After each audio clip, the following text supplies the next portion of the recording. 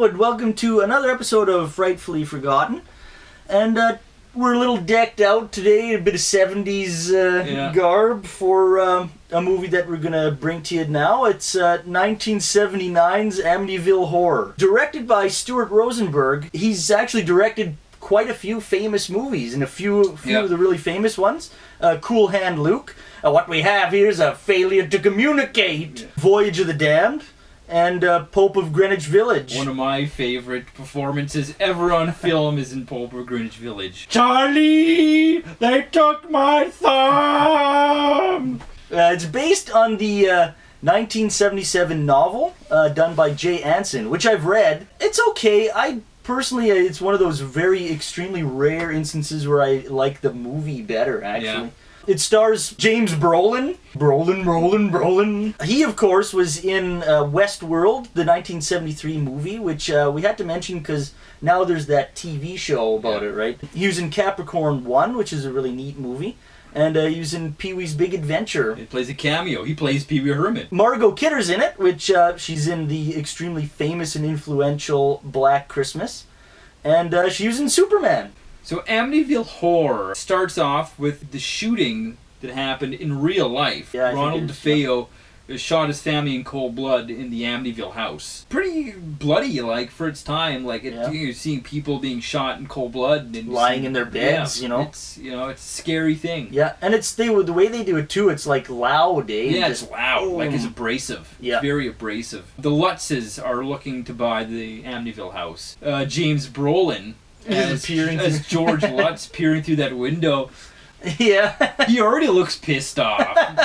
You just see this big wad of hair. Super 70s with the beard. He looks like a fucking Bigfoot or something. They're looking through the house, taking the tour, and as they go into each bedroom, it replays the shooting that happened in that room. And I really like the juxtaposition there between that, where they walk in and then you see this abrasive shooting happen, and it's like, oh, this place is nice. Yeah, they kind of from mayhem to like clarity after, Yeah, they put an offer to buy the house, and the first sign you really see of any kind of spiritual, hauntings happening is the realtor is doing the paperwork afterwards in the kitchen, and the wind starts blowing, the papers start fluttering, and she just books it out of there. Our good buddy Rod Steiger shows up as Father Delaney. He comes to bless the house. We always laugh about the fact that he comes over and they just leave. Like, they know he's coming over and they just take off on their boat. Yeah, and he just kind of... The door closes. Yeah, on its own, yeah. All these flies start showing up. Apparently the way they did that is they put honey on his face. Yeah. He just stands there like this. It's like he's paralyzed. Yeah. The music stops, it goes quiet, the door opens, and then, get out. Get out! Yeah. Which is probably the most famous scene of this movie. Yeah. Like if, even like the tagline for the movie is, for God's sake, get out. Get out, yeah. It scared the shit out of me when I first seen it. Yeah, when you don't know it coming, right? When you now you've seen the movie a gazillion times, you're waiting for it. Yeah. But when you don't know that it's coming, that'll get you. It's creepy. Sorry, we spoiled that for you. Kathy's daughter, Amy, she starts having an imaginary friend out of the blue. As soon as they move into the house, Jody appears. Doesn't appear, you don't see her. That's right. But Amy sees her. She's talking to Jody, and the rocking chair is going back and forth by itself, and as soon as an adult walks in the room, it stops. Oh, fuck. Yeah. I can never look at a rocking chair the same way again. Yeah. Again, in this movie, less is more. Yeah, exactly. And you don't see anything. All you see is the rocking chair going back and forth. You can fill it in your own mind. Yeah. Kathy's aunt so happens to be a nun as well. Where they're trying to get the house looking all nice for her aunt, so it looks, presentable. They flush the toilet. And all this weird black shit starts coming up from the toilets. Like, not even blood, it's just this tar-looking shit. Yeah. And James Brolin doesn't do anything about it. He just kind of looks at it. Kathy! If that was me, I'd be freaking out. Like, what the fuck's this black shit coming up? Boiling over? Yeah. Throughout all of this that's going on, George is starting to get a little squirrely here. He keeps getting up at 3:15 in the morning. Coincidentally, that's when the shootings happened. He's getting sick and he's getting worn down. But he's also becoming a real asshole, too, to everybody, right? And he's always cold. so cold. Yeah, and he's like always cradling all his wood. He's and obsessed with chopping wood. yeah, and loading the fireplace up. It's always got to be hot in the house. And it's Kathy's brother's wedding, and he's got a stack of money that the caterer wants. Yeah. That sucker wants cash. All of a sudden, the money's gone. George says he'll cover it. Yeah, covered it with a check. Yeah, that's good enough for you.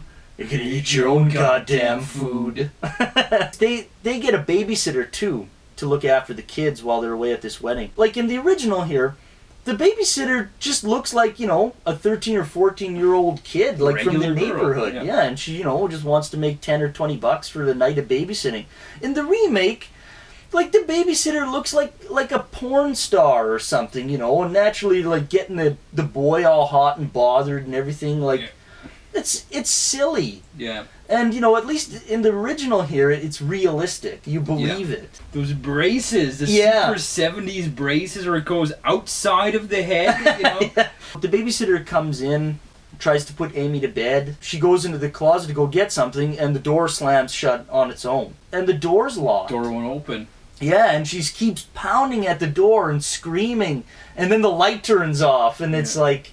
pretty intense scene. When they come home, they hear the babysitter upstairs screaming and everything, and they open the door, and there's no locks on that door. Yeah. It looks like that she has actually been crying for hours when they pull her out of the closet. That's right. Yeah, she does a great job. You really feel for her. That's right, you do, yeah. James Brolin, George starts flipping out on the kids. Weren't you told to go to bed? Go on, get out of here! These kids of yours need some goddamn discipline. Father Delaney keeps trying to get in contact with them. He tries to call them and he picks up the phone and his hand gets all burned by the telephone receiver. And, it's all boiled up. He's all on the couch with that cloth. Yeah, he's laid right up like this house is just destroying him.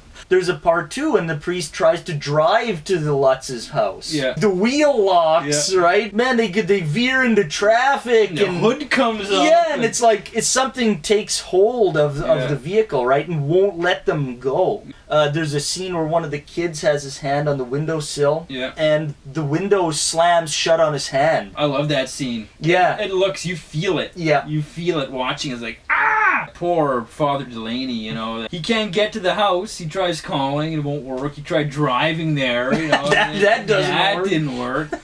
So he goes up on the pulpit there, starts begging God, you know, give them strength in mind and body! Oh, Lord!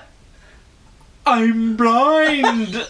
And he gets it again! You almost think that the house itself is possessed. Yeah. Because the house itself is almost like a character. Yeah, in this movie. yeah, exactly. All this stuff kind of culminates into them doing their own research on what's going on in the house. Maybe they can find something, right? Yeah. James Brolin, he gets a book. You don't know how he steals it. Yeah, and he like looks in and he just take it out of the library. It's free. What do you steal it for? Yeah, I know. He gets together with his friend from work and this guy's wife. George passes the book to his wife, and there's a lot of explanation on the house. There's a lot of backstory on the house. You get the sense that she's a little sensitive, right, to, you know, I guess the spirit world and stuff that's going on.